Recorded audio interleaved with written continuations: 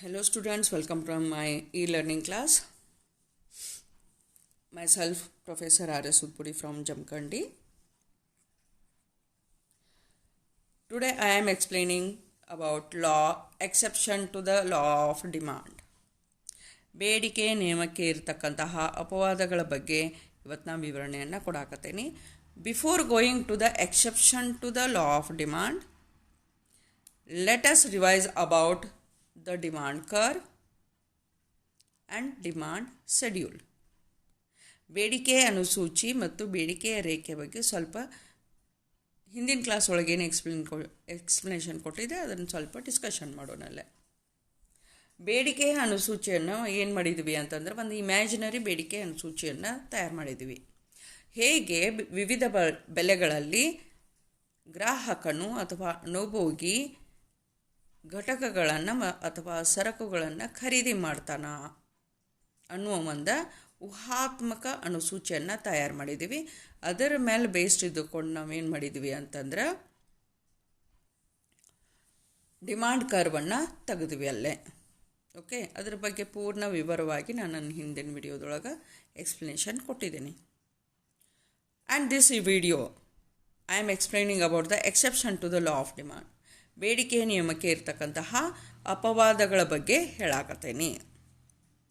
Being all things stable or constant ಅನ್ನೋ ಶಬ್ದ ಉಪಯೋಗ ಮಾಡ್ಕೊಂಡು ಲಾ ಆಫ್ ಡಿಮಾಂಡ್ ಬಗ್ಗೆ ನಾವು ಎಕ್ಸ್ಪ್ಲನೇಷನ್ ಕೊಟ್ಟಿದ್ವಿ. ಬೇಡಿಕೆ ನಿಯಮಕ್ಕೆ ಎಕ್ಸೆಪ್ಷನ್ಸ್ ಅಂತಂದ್ರೆ first one, status symbol commodities like diamond. ಯಾವಾಗ ಗ್ರಾಹಕ ಸ್ಟೇಟಸ್ ಸಿಂಬಾಲ್ಗಳ ಗೂಡ್ಸ್ಗಳನ್ನು ಅಥವಾ ಸರಕುಗಳನ್ನು ಖರೀದಿ ಮಾಡ್ತಿರ್ತಾನೆ, ಆ ಟೈಮ್ನಾಗ he will not give attention to the price. ಬೆಲೆಗಳ ಬಗ್ಗೆ ಗಮನವನ್ನು ಹರಿಸಂಗಿಲ್ಲ. For example diamonds, precious stones, valuable paintings etcetera.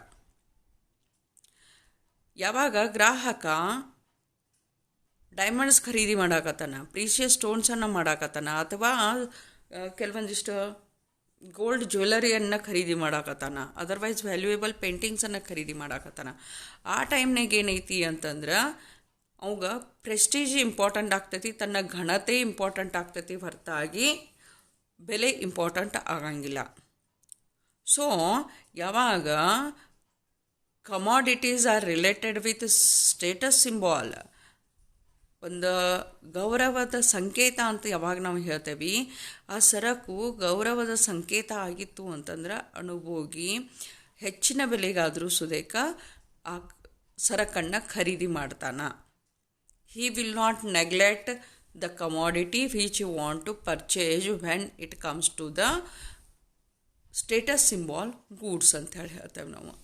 ಅವರ ಗೌರವಕ್ಕೆ ತಕ್ಕ ಹಾಗೆ ಅವ್ರು ಬಿಹೇವ್ ಮಾಡ್ತಿರ್ತಾರೆ. ಆವತ್ತಿನಾಗ ಅಲ್ಲೇ ಬೆಲೆಗೆ ಮಹತ್ವವನ್ನು ಅವ್ರು ಕೊಡೋಂಗಿಲ್ಲ. So it doesn't work with status symbol commodities. ಘನತೆಗೆ ಗೌರವ ತಂದು ಕೊಡ್ತಕ್ಕಂತಹ ಏನು ಸೂಚಕಗಳದಾವಲ್ಲ ಅವಕ್ಕೆ ಲಾ ಆಫ್ ಡಿಮಾಂಡ್ ಅಪ್ಲೈ ಆಗಂಗಿಲ್ಲ. ಯಾಕಂದರೆ ಎಷ್ಟು ಹೈ ಪ್ರೈಸ್ ಆದರೂ ಸುದೇಕ ಗ್ರಾಹಕ ಖರೀದಿ ಮಾಡೋಕ್ಕೆ ತತ್ಪರ ಇರ್ತಾನಲ್ಲೇ. Okay, next one is Giffen goods ಅಂತ ಹೇಳಿ ಹೇಳ್ತೇವೆ. ಗಿಫನ್ಸ್ ಪ್ಯಾರಾಡಾಕ್ಸ್ ಅಂತಲೂ ಕರಿತೇವೆ ನಾವು ಇದನ್ನು. ಓಕೆ, ಗಿಫನ್ಸ್ ಪ್ಯಾರಾಡಾಕ್ಸ್ ಅಂತಲೂ ಕರಿತೇವೆ. Because sir Robert Giffen observed that sometimes people buy less goods at lower price and more of it at higher price. He tried to explain this with one example, observing the Britain wage workers. ಬ್ರಿಟನ್ದೊಳಗೆ ಇರ್ತಕ್ಕಂತಹ wage ವರ್ಕರ್ಸದ ಒಂದು income ಪ್ಯಾಟರ್ನನ್ನು ಮತ್ತು consumption ಪ್ಯಾಟರ್ನನ್ನು study ಮಾಡಿದ ಹೊತ್ತಾಗ ಅವಂಗೆ ಏನು ಕಾಣಿಸ್ತು ಅಂತಂದ್ರೆ sometimes people by less goods. ಕೆಲವೊಮ್ಮೆ ಅನುಭೋಗಿಗಳು ಕಡಿಮೆ ಬೆಲೆ ಇದ್ರೂ ಸುದೇಕ ಕಡಿಮೆ ಸರಕನ್ನು ಖರೀದಿ ಮಾಡ್ತಾರೆ.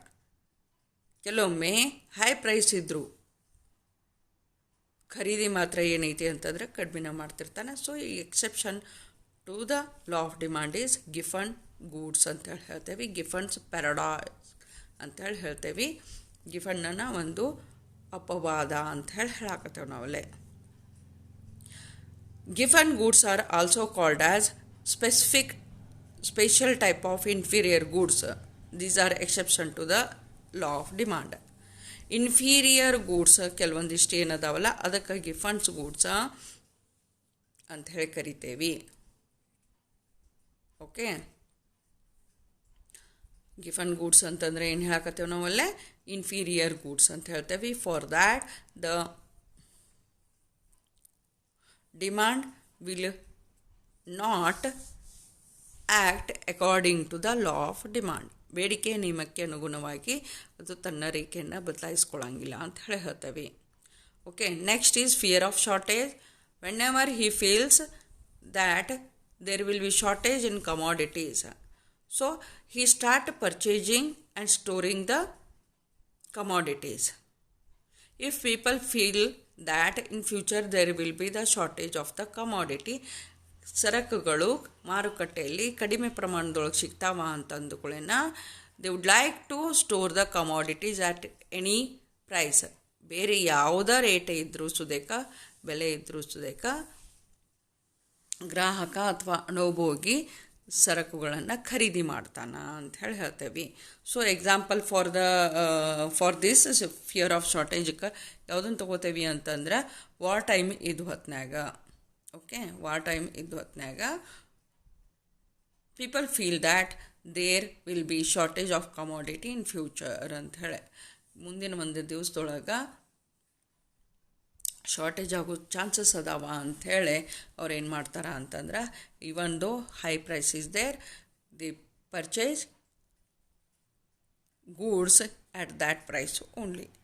Next, ignorance. Sometimes a consumer may be ignorant about the prices prevailing in the market. Market ಒಳಗೆ ಬೆಲೆಗಳಿಗೆ, ಸರಕಿಗೆ ಇರ್ತಕ್ಕಂತಹ ಬೆಲೆಯ ಬಗ್ಗೆ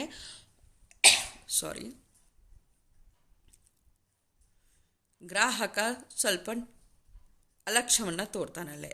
due to ignorance it may not be possible for him to purchase more units at lower price. ತನ್ನ ಇರ್ತಕ್ಕಂತಹ ಇಗ್ನೋರೆನ್ಸ್ದಿಂದ ಗ್ರಾಹಕ ಏನು ಮಾಡ್ತಾನ ಅಂತಂದ್ರೆ ಖರೀದಿಯನ್ನು ಕಡಿಮೆ ಬೆಲೆಗೆ ಮಾಡಿರ್ತಾನಲ್ಲೇ. ಆದ್ರೆ ಅವನು ಒಂದು ನಿರ್ಲಕ್ಷ್ಯತನದಿಂದ it may not be possible ಅಂತ ಹೇಳ್ತೇವೆ, ಅದು ಸಾಧ್ಯ ಆಗಲಿಕ್ಕಿಲ್ಲ ಅಂತ ಹೇಳ್ತೇವೆ. Okay, so these are the exception to the law of demand. Please like, share and subscribe my channel for further updates. Thank you.